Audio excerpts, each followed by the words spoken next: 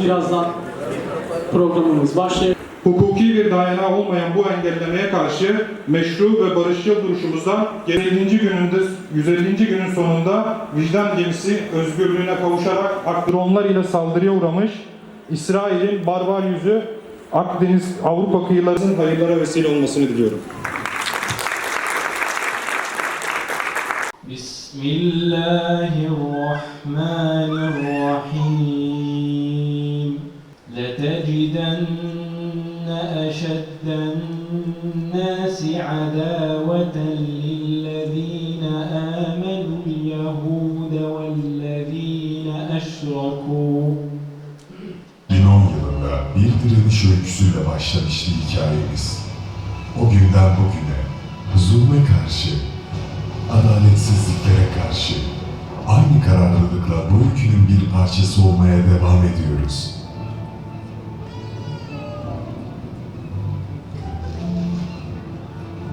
Bu uğurda şehitler verdik. Nice canlar bu direniş uğruna düştü toprağa.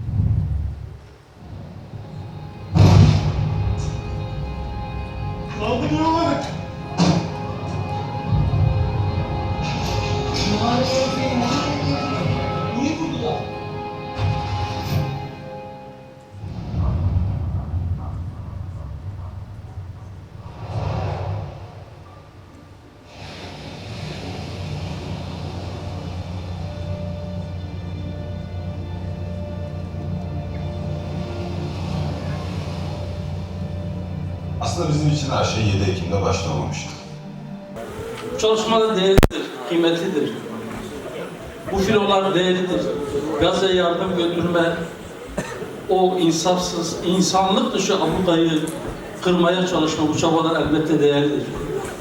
Şurada birkaç dakikalığına iki boyutlu haliyle bile görmeye tahammül edemediğimiz görüntüler maalesef çok uzun bir süredir Filistin'de her gün fiilen yaşanıyor. Zulüm son 2 yıldır yaşanmıyor orada. 1917'de İngiliz işgaliyle başlayan bir zulüm her yıl biraz daha artarak, biraz daha katlanarak bugüne kadar geldi.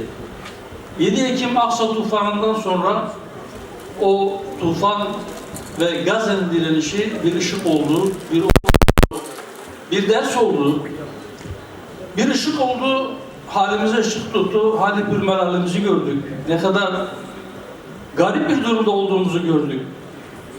Ne kadar zayıf durumda olduğumuzu gördük. Nasıl parçalanmış durumda olduğumuzu gördük.